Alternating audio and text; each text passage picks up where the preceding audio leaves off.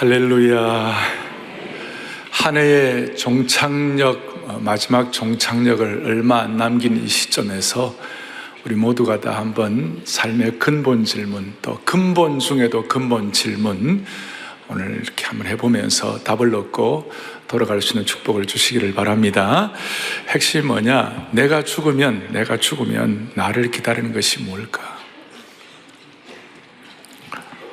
오늘 본문 5장 1절에 보면 우리의 장막집이 무너지면, 육신의 장막집이 무너지면 나를 무엇이 기다리고 있는가? 내가 죽으면 나를 기다리는 게 뭘까?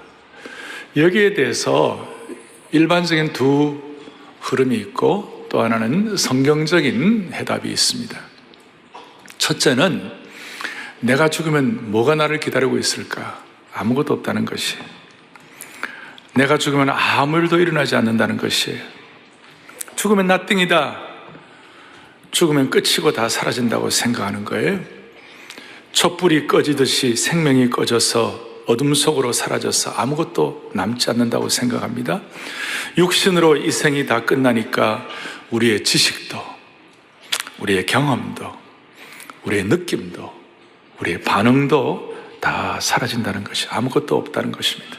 마치 영혼이 없는 동물처럼 사라진다는 것입니다. 무신론자들이 대부분 이런 생각을 갖고 있습니다. 이런 죽으면 끝이다, 죽으면 아무 일도 일어나지 않는다, 이런 사생관을 갖고 있는 분들의 가장 큰 문제가 뭐냐? 절망감이에요. 깊고 깊은 절망감이에요. 여기에는 어떤 가능성과 소망도 없어요. 그래서 희망이 없는 이 삶의 결과, 살아있는 내내 실존하는 절망감이 날마다 확대되는 것입니다. 많은 우울증이 여기서 비롯되는 것입니다. 특별히 지성인들 가운데, 염세주의자들 가운데 이런 분들이 많이 있습니다.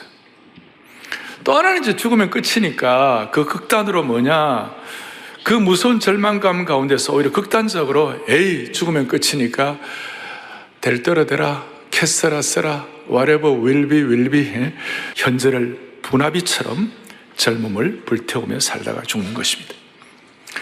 두 번째 흐름은 뭐냐? 죽음 이후에 뭐가 있다는 것이에요. 제가 쉽게 말하면 윤회론 자들이에요. 죽음 이후에 뭐가 있던 내용은 이건 광범위한 것인데, 대표적이고 보편적인 것 중에 하나가 타종교의 윤회와 같은 환생한다는 것이에요. 이런 것들은 어떻게 보면 불확실한 것들이에요. 우리 신앙적으로 말하면 잘못된 영에 사로잡히는 것이에요. 악한 영들이 사람을 속여가지고 다음 생에는 동물로도 태어나고 윤회가 된다고 하는 겁니다. 광범위하게 퍼진 이런 생각들은 전혀 성경적이지 않습니다. 성경은 한 번 죽는 것은 사람에게 정하신 것이요, 반드시 그 후에는 심판이 있다고 말씀하는 것입니다. 그 세 번째, 우리 성경적인 기독교적인 세계관을 통한 답이 있습니다. 이것은 제가 어떻게 주장하는 것도 아니고 예수님의 가르치심을 통해 확인하는 것입니다. 성경적인 답은 천국과 지옥이 반드시 있는 줄 믿습니다. 예수님의 영, 부활의 영이 임한 사람에게는 예수님처럼 부활을 체험하게 된다는 것입니다. 그리고 이것을 갖고 있을 때에 오늘 본문에 바울 사도의 고백대로 16절에 그러므로 우리가 뭐하지 않으니? 낙심하지 아니한다. 그러니까 성경적인 세계관을 갖고 있는 사람은 이 땅에 있는 수많은 우수 사려 가운데서도 낙심하지 아니한다. 그것 때문에 지난 20세기의 최고의 설교의 대가 중에 한 분이었던 마르틴 로이드 존스 목사님은 82세, 81년 3월, 그러니까 그가 만 82세 되었을 때인데, 만 82세 때 죽음을 앞에 두고 가족들에 이렇게 말했어요. 아마 그분은 좀 연명하면 더 오래 5년, 10년 더 살 수도 있었는데, 그가 이렇게 말해요. 가족들에게 치료를 위하여 더 이상 기도하지 말라. 주님의 영광으로 가는 나를 붙잡지 말라. Don't pray for healing. Don't try to hold me back from the glory. 한국식으로 말하면 이제 나는 주님 앞에 가니까 울고불고 날 붙잡지 말라. 왜 그랬을까요? 오늘 로이드 존스 목사님도 또 바울도 죽음을 두려워하지 않는 것이에요. 왜냐하면 그리스도인이 죽는다는 것은 주님을 만나는 새로운 시작이기 때문에 그렇다는 것이에요. 바울은 늘 그래서 빌보스 1장 23절에 뭐라고 얘기하는가? 내가 그 둘 사이에 끼었으니, 둘은 뭐냐면 삶과 죽음이에요. 삶과 죽음 가운데 끼었으니 차라리 세상을 떠나서 그리스도와 함께 있는 것이 훨씬 더 좋은 일이라. 그거 사모한다. 그렇지만 24절, 내가 육신으로 사는 것은 너희를 위하여 더 유익한데, 그 이유가 뭐냐? 내 사명 때문에 그렇다.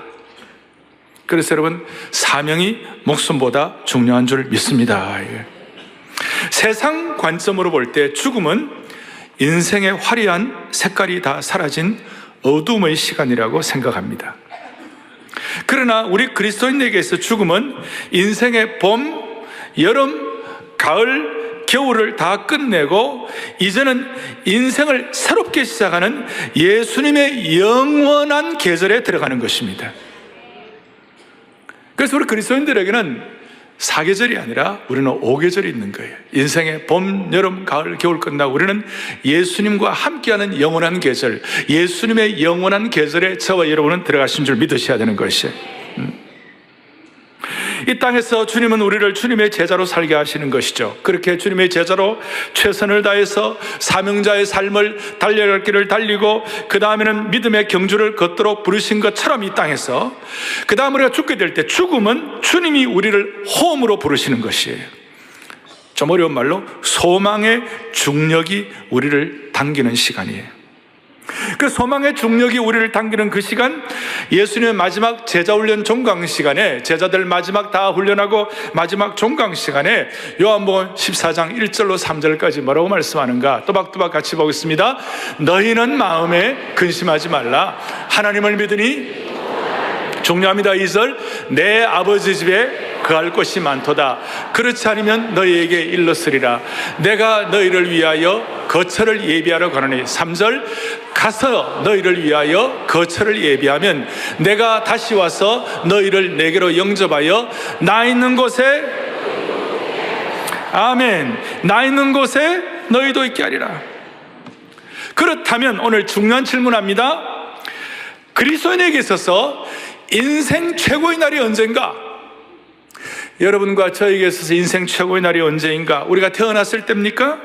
아니면 미치도록 사랑하는 사람과 결혼했을 때입니까? 아니면 세상에서 승승장구하며 성공의 가도를 달릴 때입니까? 언제가 인생 최고의 날이에요? 여러분, 그게 아니에요. 우리 그리스도인에게 있어서 인생 최고의 날은 우리가 죽는 날입니다.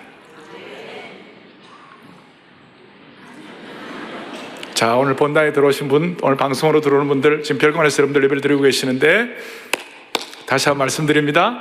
우리 그리스도인에게 있어서 저와 여러분의 생애의 최고의 날은 우리가 죽는 날입니다. 아주 몇 분은 안 했어요. 몇 번 안 했어요. 주님이 우리를 주님의 품 안으로 부르시는 그 날이 여러분과 저의 인생의 최고의 날인 줄 믿습니다. 주님 앞에 서는 날이에요. 이걸 저는 우리 교회 온 성도들, 오늘 예배를 드리는 모든 분들, 말씀 방송을 이 말씀을 듣는 모든 분들은 한 명도 예외 없이 동일하게 고백하는 축복이 있기를 바라는 것이에요. 수백억의 돈이 달려있는 로또에 1등 당첨되는 것보다도, 최고 기업의 CEO가 되는 것보다도, 내 자녀가 노벨상을 타는 그날보다도 더 본질적으로 영광스러운 최고의 날은 우리가 이 땅을 떠나 주님을 배움는 그날임을 기억하셔야 되는 것이에요. 이런 차원에서 그리스도인들은 결코 죽음을 두려워하지 않는 것이에요. 그래서 우리는 낙심하지 않는 줄로 믿습니다. 그리고 공통적인 것은 저와 여러분에게 있어서 아직까지 인생 최고의 날은 오지 않았습니다. 베스트 데이가 not yet입니다. 아직 오지 않았습니다. 이걸 아는 것만 하더라도, 아니 이런 차원에서 예수 믿는 것만 하더라도 우리의 인생은 성공인 줄로 확신해야 되는 것이 복음의 능력이에요. 요즘은 이 천국에 대한 소망의 메시지가 좀 이렇게 자주 말씀이 안 되는 경향이 있어요. 희귀하게 됐어요. 여러분, 정말 우리는 데이빗 브레이너드라고 그 미국의 대각성을 일으킨 최고의 어떤 그 역할을 했던 선교사님 중 한 분이에요. 29살에 죽었어요. 토마스 선교사님 27살에 죽었어요. 스테반도 일찍 죽었어요. 그런데 우리는 그분들을 보면서 좀 빨리 죽었다고 생각할지 모르지만 영적으로 보면요, 그분들은 우리들보다도 최고의 날을 더 빨리 경험한 것이에요. 알 사람만 알도다. 여러분, 그런 차원에서 우리는 낙심하지 아니하고 이 땅을 살아가면서 웬만한 것 두려워하지 말고 담대하게 우울증 걸리지 말고 사명으로 살아가는 것이에요.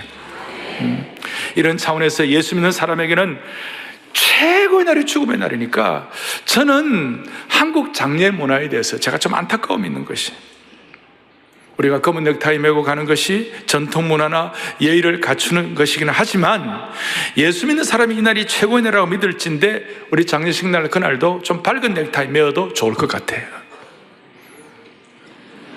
앞으로 저는 대한민국의 장례 문화 반드시 기독교적 문화로 바꾸는데 저는 사명을 갖고 있어요. 그래서 밝은 넥타이도 메고 우리는 발인 예배가 아니라, 연결 예배가 아니라 우리는 천국 환송 예배를 드리는 것이에요. 우리는 하관 예배를 드리는 것이 아니라 우리는 부활 대망 예배를 드리는 것이에요. 왜? 우리에게는 죽음의 날이 최고의 날이 되기 때문에 그렇습니다.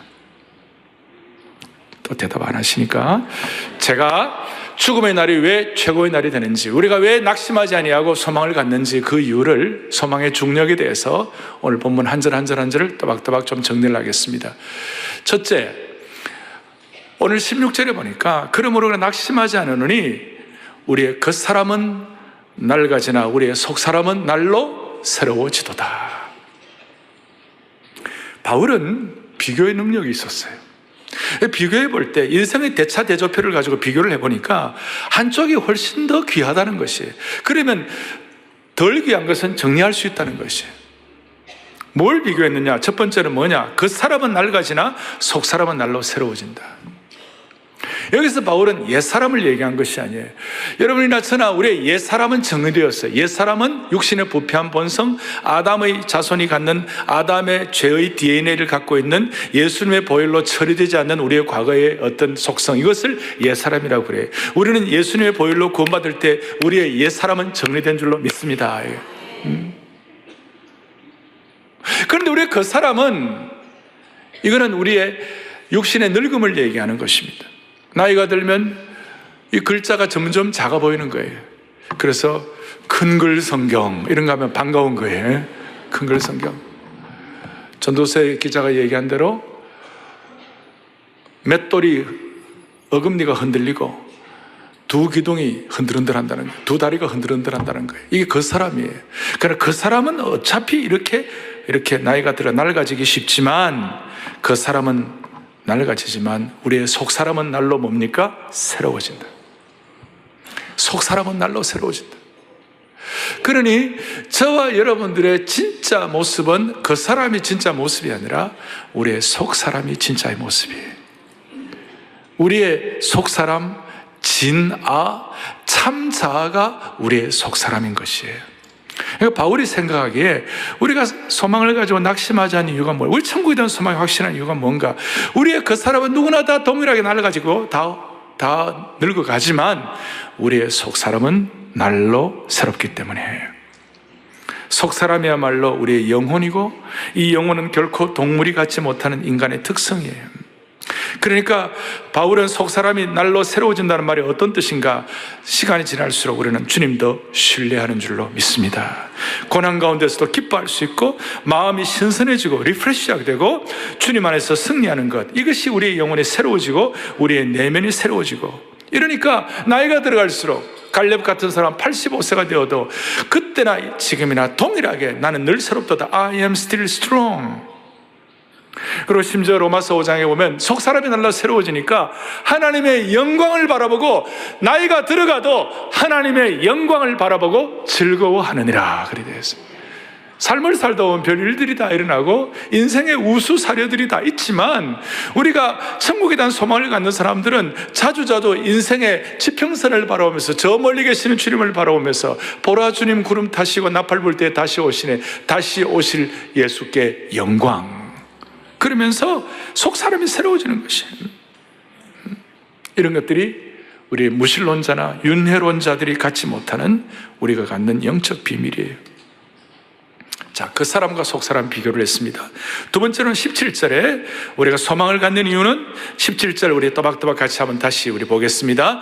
우리가 잠시 받는 환난에 경한 것이 지극히 크고 영원한 영광에 중한 것을 우리에게 이루려 함이래. 아멘. 여기에 두 가지 비교를 하는 거예요. 환난에 경한 것과 영광에 중한 것을 비교하는 것이에요. 경하다는 말은 가볍다는 말이고, 중하다는 것은 무겁다는 말이에요. 환난이 우리에게 많이 있고 힘들지만 환난은 가벼운 것이고, 우리가 장차받을 영광을 비교하니까 영광은 너무 무게가 가는 것이에요. 그러니까 영광과 환난을 비교해 보니까, 우리는 천국 소망을 확실히 가질 수가 있는 것이다. 영광과 환난의 이 함수관계를 잘 이해하는 것이에요. 이것에 대해서는 너무나 확실한 것이에요. 우리 성도들이 생애를 다해서 걸어가는 동안에 수많은 환난과 어려운 질곡들이 있지만, 우리가 장차 받을 영광과는 좋게 비교할 수가 없도다. 그래서 로마서 8장 17절에 뭐라고 되어 있는가? 그와 함께 영광을 받기 위하여, 그 다음 뭡니까? 고난도 함께 받아야 할 것이니라. 이렇게 말씀할 수 있습니다. 여러분 지금 고난 받고 있습니까? 반드시 영광이 따라오는 줄 믿으셔야 되는 것이에요. 인생살이 고달파도 영광이 다가온다는 것이에요. 아무리 어려워도 적어도 우리에게는 인생 마지막 죽음의 그 순간이 우리의 최고의 날이 될 수 있도록 하나님이 만들어 주시는 것이에요. 제가 우리 교회 교우들을 보고 우리는 영가족이다 그런 얘기를 하잖아요. 영가족이란 말은 처음에는 영원한 가족이다, 또 영적 가족이다, 이런 말씀을 드리는데, 영가족이라는 말은 영광과 고난도 함께 받는 가족이다. 그 모든 성도들이 고난이 있어요. 그런데 영광에 중한 것과 비교해 볼 때는 고난은 가벼운 것이다. 바울은 이 비교의 능력이 탁월했고 확실했습니다. 영광과 비교했을 때 고통은 상대적으로 적다고 한 것입니다. 오죽하면 잠시 받는 환난에 경한 것이고, 영광에 중한 무게와 비교할 때 이 환난은 가볍다는 것이었어요. 사랑하는 교우들이여, 이 영광의 무게를 제대로 깨닫게 되면 현재의 아픔을 당당하게, 당연하게, 담대하게 이겨낼 수 있는 줄로 믿습니다. 자, 이런 말씀을 드리면 어떤 분들은 실감이 안 갈 거예요. 바울이 몰라도 분수가 있지, 내가 당한 이 고난을 바울이 어떻게 알아? 진짜 말을 안 듣는 우리 자식을 바울도 키워봐야 돼. 진짜 말도 안 되는 우리 며느리 한번 살아봐야 돼. 진짜 말도 안 되는 우리 시어머니와 함께 바울도 한번 살아봐야 돼. 이런 생각이 들 수도 있지만, 그러나 그건 잘못된 것이, 왜냐하면 바울이 당한 고난과 고통은 말로 다 할 수가 없었어요. 지난주일 제가 바울이 당한 고난과 고통, 그의 고난, 맞는 거, 얻어맞는 거, 그가 당한 아픔, 그가 당한 고통, 찢어짐, 수많은 매질 당한 것, 수많은 감옥들, 수많은 파선들, 그것도 바울은, 이것이 어떤 면에서 이런 큰 고난이 바울은 일상이었어요. 일상. 그게 그냥 일상이었어요. 그런데도 불구하고 바울은 그 고난을 영광에 중한 것과 비교할 때는 환난에 경한 것이라고 했어요. 여러분, 이것이 기독교 신앙의 깊이인 줄로 믿습니다. 그래서 여러분, 우리가 고통을 당할 때, 고난을 당할 때 거기에 너무 밀착되거나 함몰되어서 고통을 바라보지 않기를 바라는 것입니다. 저는 목회를 하면서 저분의 신앙의 성숙도가 어떤가, 누구의 신앙이 얼마나 성숙한가 하는 것을 판단하는 기준이 제게 있다면, 성도들 한 분 한 분이 고통과 고난을 어떤 세계관, 어떤 시각으로 바라보는가, 거기에 대해서, 그러니까 고통과 고난에 대한 그 성도의 반응이 그분의 인격이에요. 고통에 대한 반응과 태도가 그 사람을 정의하는 것이에요. 디파인하는 것이에요. 여러분과 저의 삶의 됨됨이를 말하라 그랬을 때, 물론 우리가 하나님 앞에서 내가 단독자로 섰을 때, 아무도 없을 때 내 인격이 하나님 앞에서 어떤 사람인가, 그것도 우리의 인격이 됨됨이기도 하지만, 성숙도를 얘기할 때에 고통과 고난 앞에서 우리가 과연 어떤 태도를 취하고 반응하느냐가 그 사람의 인격과 성숙이라는 것을 믿으시기 바라는 것이에요. 바울은 엄청 성숙한 분이죠.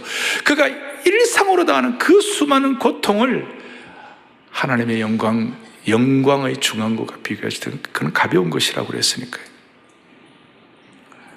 자, 제가 두 가지 말씀드렸습니다.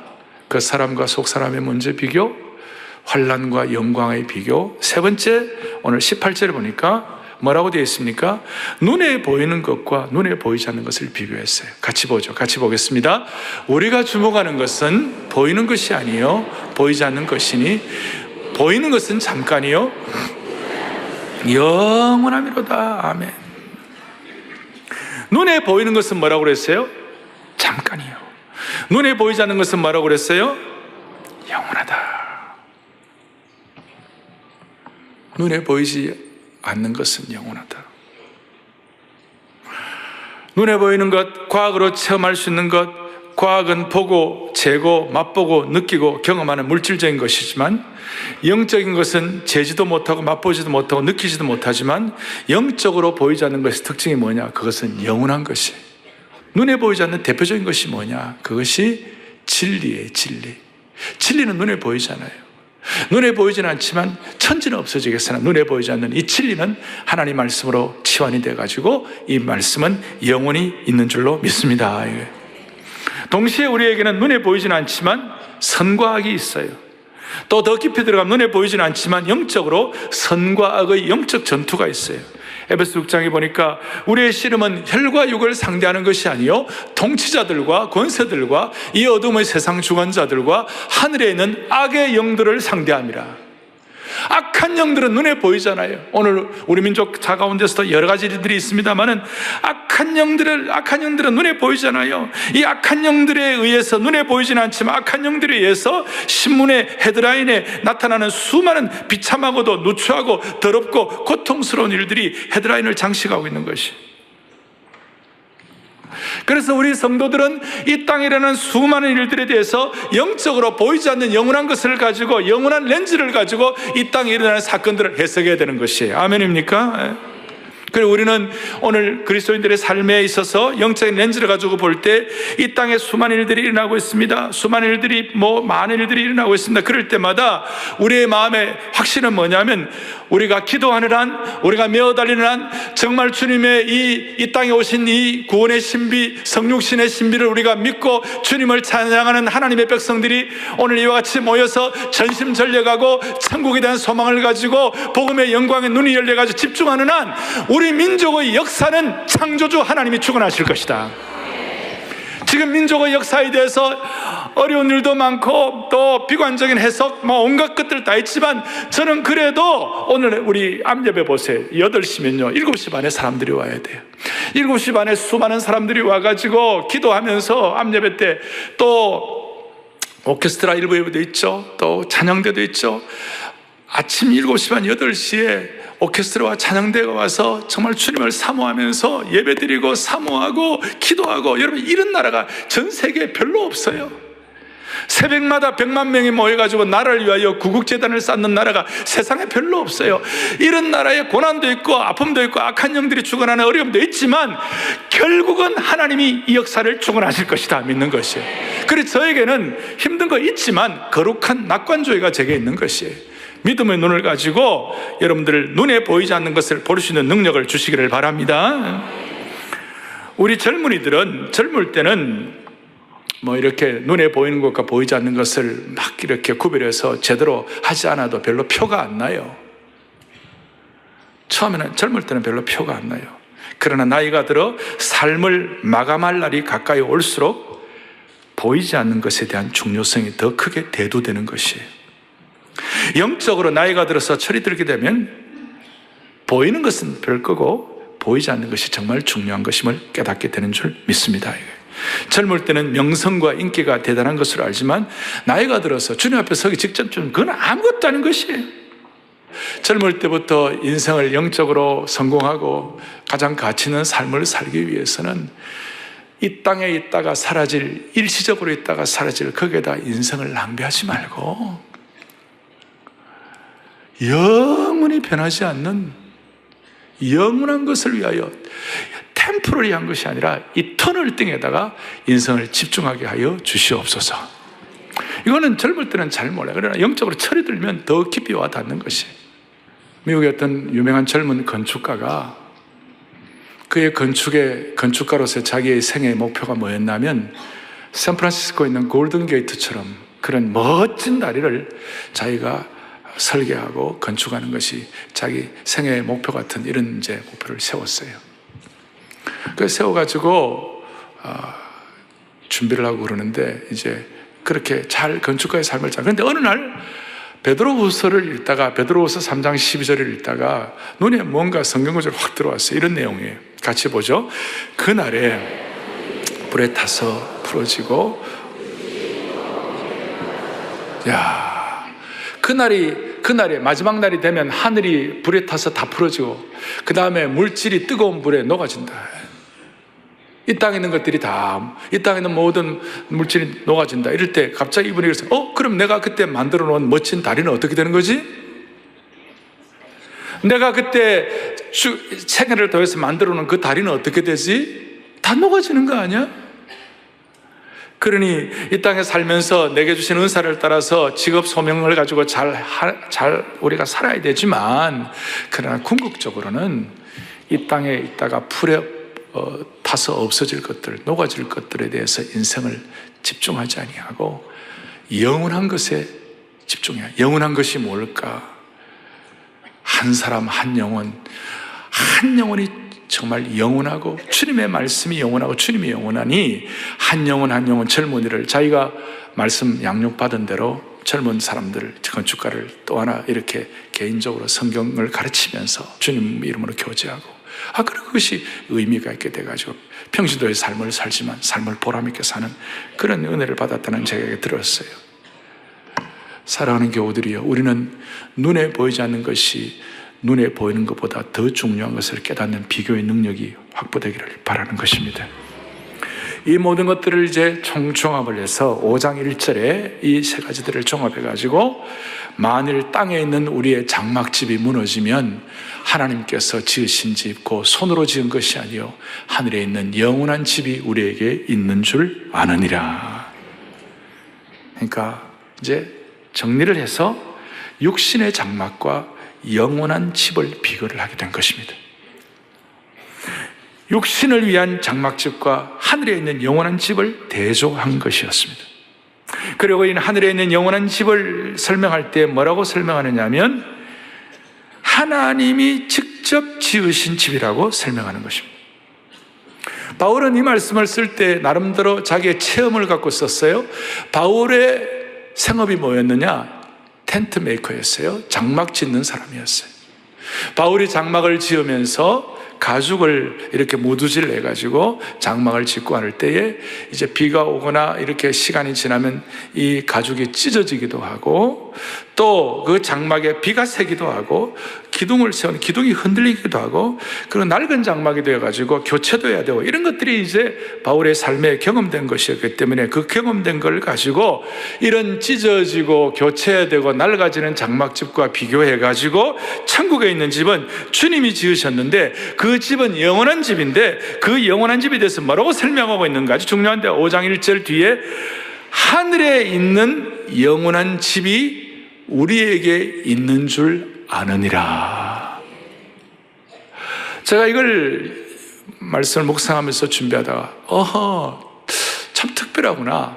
우리는 주로 하늘에 있는 영원한 집이라고 그러면 미래형으로 얘기하는데, 하늘에 있는 영원한 집이 우리에게 있는 줄 아느니라 시제를 보니까 이거는 현재형이에요. 저와 여러분에게 하늘에 있는 영원한 집이 오늘 현재형으로 우리에게 있는 줄 아는 그런 축복을 주시기를 바라는 것이, 현재형으로. 땅에 있는 장막집에 있으면서도 이걸 현재형으로 누릴 때에 마음의 자세가 뭐냐면 5장 2절 뒤에 참으로 우리가 여기서 단식하며 이 땅에 살아가면서 하늘로부터 오는 우리 처소 덧입기를 간절히 사모하노라. 이 땅에 있으면서도 영원한 집을 사모하는 축복을 갖게 되는 것입니다. 할렐루야. 이런 의미에서 하늘에 있는 영원한 집을 사모하는 백성들에게는 죽음이 최고의 날이요, 죽음은 믿지 않는 자에게는 형벌이지만, 믿지 않는 자에게는 죄값으로 인한 형벌이지만 그리스도인들에게는 최고의 날이니 영광의 궁전에 입성하는 줄로 믿습니다. 죽음은 우리 그리스도인들에게서 벽이 아니라 문이, 영광의 문이 되는 줄로 믿습니다. 죽음은 영원한 집에 들어가는 첫 집들이 하는 날이 되는 줄로 믿습니다. 이런 확신이 있을 때 우리는 세상 사람들과 사는 것이 같지 않다는 것입니다. 그래서 그리스도인들에게는 이 영원한 집에 관해서는 과거나 미래가 아니라 영원한 현재를 확인하게 되는 것입니다. 영원한 현재. 자, 이제 좀 정리합시다. 사랑하는 형제자매 여러분, 우리가 신앙생활 하면서 1년, 2년을 기도해도 응답받지 못하고 고통하는 것이 있을 수 있어요. 5년을, 7년을 기도해도 해결이 안 되고 문제가 남겨질 수도 있어요. 고난 가운데 사업도 실패하고 어려움을 겪는 것도 있을 수 있어요. 그런데 여러분과 저에게, 또 우리의 삶의 일반적인 모든 그리스도인의 삶에 있어서 문제와 고통이 떠나지 않는 이유가 뭘까요? 왜 우리가 주님을 섬기는데도 문제와 고통을 남겨두신 이유가 뭘까요? 이 땅에 우리에게 문제와 고통을 남겨두신 이유는 오늘 이 말씀을 통했을 때 딱 정리가 될 수 있어요. 뭐냐면, 이런 문제와 고통을 남겨두심으로 말미암아 우리의 눈을 더욱 영원한 곳, 보이지 않는 것, 영원한 영광으로 우리의 눈이 집중되게 하기 위하여 문제와 고통을 남겨두시는 것이에요. 어떻게 보면 이건 하나님의 대단한 지혜예요. 지혜. 무슨 말인가 하면, 우리가 예수님 잘 믿고 난 다음에, 주님을 구세주와 주님을 영접하고 난 다음에 우리가 기도하는 제목마다 다 이루어지고 저와 여러분의 모든 소원이 다 성취되었다고 하십시다. 그렇게 될 때에 오늘 이 자리에서 예배 안 드릴 분이 수두룩해요. 아직 좀 못 알아듣는 분들 계시니까 다시 얘기할게요. 여러분, 우리가 예수님 잘 믿고 우리가 주님을 구세주로 영접하고 주님을 주인으로 모시고 살아가는 동안 우리의 모든 기도의 제목이 다 응답받고 우리의 모든 소원이 다 성취되고 모든 것이 평탄하게 잘 되면 너무나 많은 사람들이 이 자리에 안 올 거예요. 그것은 어떤 약점을 갖는가? 영광의 중한 것과 영광의 무게와 깊이를 체험하지 못하는 인생이 될 수밖에 없다는 것이. 그리고 우리의 속사람이 더 주님 닮아가도록 무장되지 않을 수도 있다는 것이. 그리고 눈에 보이지 않는 영원한 것에 대한 깊이를 깨달을 수가 없을 수 있다는 것이. 그래서 바울은 고난이 일상이었어요. 그렇지만 그 가운데 영원한 영광의 눈이 열리니까 웬만한 고난도 이겨낼 수 있는 것이에요. 오늘 혹이나 여러분과 제가 5년, 7년 기도해도 응답받지 못하는 것이 있다면 영광의 중한 것에 눈이 열리기를 기대하는 주님의 심정을 깨닫기를 바랍니다. 나이팅게일 같은 새는 모든 것이 다 평탄하고 좋으면 노래를 잘 안 부른대요. 아름다운 소리가 안 나온대요. 나이팅게일은 어두움이 임하고 고난이 있을 때, 고통당할 때 나이팅게일이 노래하는데 진짜 아름다운 노래를 한다는 것이. 우리가 쾌락과 즐거움과 모든 걸 다 누리면서 아름다운 인생의 노래를 부를 수가 없어요. 잠깐 기쁜 노래나 부르겠지만 깊이 있는 노래를 못 불러요.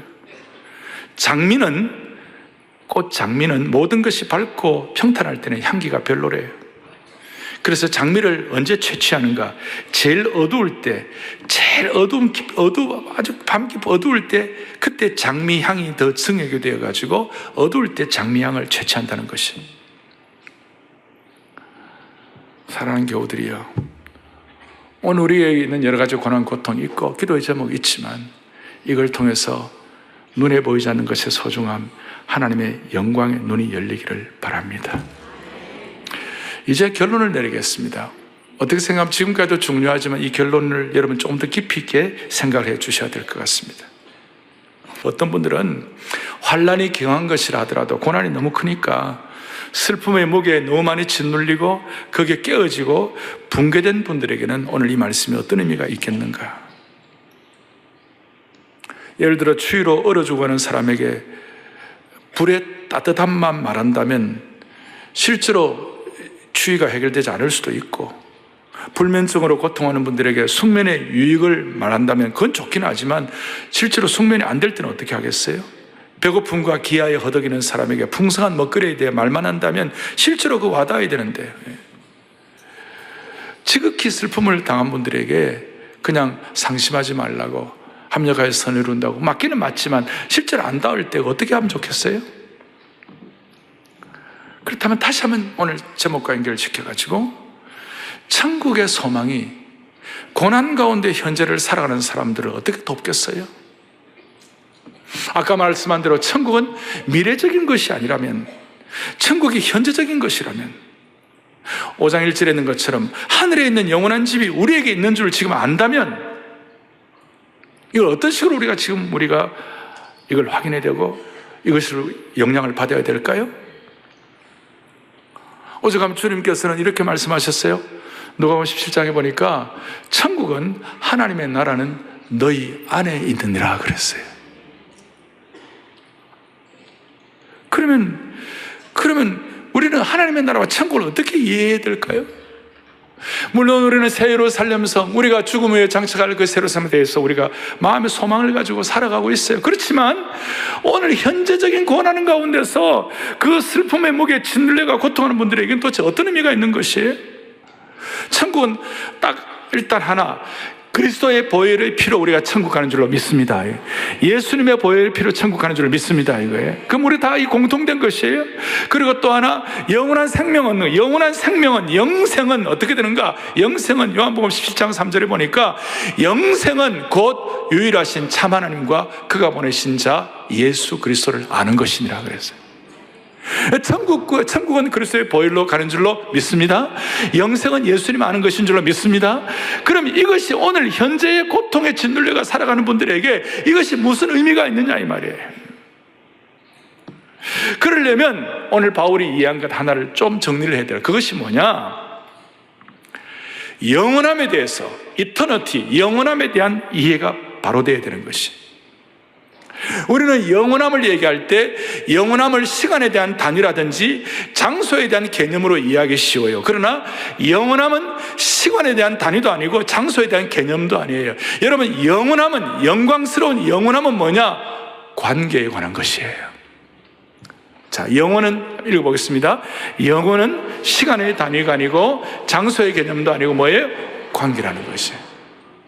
그러니까 천국에 대한 소망이 오늘 우리를 어떻게 살리느냐 그랬을 때에 우리는 영원한 것에 대해서 눈을 뜨는 사람인데, 이 영원이란 것은 시간의 단위도 아니고 장소에 대한 개념도 아니라 관계인데, 누구와의 관계예요? 예수님과의 관계가 되는 것이에요. 그러니까 오늘 이 땅에서 천국에 대한 소망을 누리며 살기를 위해서는 오늘 다시 한번 정리할, 저와 여러분들은 주님과의 관계가 어떤가 정리해야 되는 것이에요. 이 땅에서 그래서 그리스도의 삶은 시간이 지날수록 주님과의 더 나은 관계가 되어야 되는 것이에요. 제가 사랑의 교회 목회자로서, 담임 목회자로서 여러분을 섬기는 것은 저는 지극히 중요한 제 사명으로 알고 있어요. 그러나 막 극단적으로 말하면 저의 삶의 목표는 사랑의 교회 담임 목사직을 잘 수행하는 것이 아니라 주님과의 더 나은 관계가 더 중요한 것이에요. 그 주님과의 더 나은 관계가 있으면 웬만한 것들 끄떡도 안 하는 것이에요. 그러니까 이 땅에서 천국에 대한 소망을 가지고 영원함에 대한 눈을 떠가지고 우리가 이 땅에 있는 모든 큰 짓눌리는 고난과 슬픔을 이겨낼 수 있는 방법은 뭐냐면, 오늘 천국은, 영원함은 시간도 장소도 아니고 주님과의 관계이기 때문에 주님과의 관계를 묵상하는 것이에요. 그리고 주님과의 관계를 강화하는 것이에요. 주님을 더 배우고 주님을 더 알아가고 주님을 더 모시고 사는 것이에요. 그렇게 될 때 우리는 이 땅에서도 천국을 누릴 수가 있는 것입니다. 자, 시간이 없어 정리를 했어요. 주님과의 더 나은 관계, 영원함을 해결된 사람은, 자, 읽어보겠습니다. 예수님과의 친밀한 관계는 우리에게 죽음에 대한 통찰력과 은혜를 준다. 아멘. 계속, 예수님과의 친밀한 관계는 우리가 죽음의 계곡을 지날 때에 선한 목자가 된다. 아멘. 세 번째, 예수님과의 친밀한 관계는 우리가 죽음과도 같은 고난의 상황에서도 다른 영혼들을 격려하는 자가 되게 한다. 아멘. 마지막, 예수님과의 친밀한 관계는 우리에게 죽음의 날을 최고의 날로 만들어준다. 아멘. 이 말씀 한 절 한 절이 우리의 교훈이 되게 하시고 내 평생의 소원이 주님을 더욱 알아가는 축복이 있기를 주님의 이름으로 축복합니다. 가슴에 손을 얹겠습니다. 기도하시겠습니다. 자비로우신 하나님 아버지, 전능하신 하나님 아버지, 오늘 한 해의 마지막 종착역을 얼마 안 남은 이 시간, 천국에 대한 말씀이 희귀한 이 시기에 다시 한번 천국 복음을 듣게 하신 주님의 은혜를 감사합니다. 우리 가운데 무신론적인 사생관, 윤회적인 사생관을 가진 자가 아무도 없게 하여 주시옵소서. 어떤 고난 가운데서도 낙심하지 아니하고 하나님의 영광에 중한 것을 바라보고 기뻐하는 은혜를 물붓듯 부어 주옵소서. 그리하여 온 성도들 한 분도 예 없이 죽음의 날, 주님 앞에 서는 그날이 우리 인생의 최고의 날이 되게 하여 주시기를 원하옵나이다. 무엇보다도 이 땅을 살아가면서 주님과의 더 나은 관계를 통하여 천국을 현재적으로 날마다 경험하게 하여 주시기를 소원하옵고, 우리의 생명 되시고 소망 되시는 예수 그리스도 이름 받들어 간절히 기도 올리옵나이다. 아멘.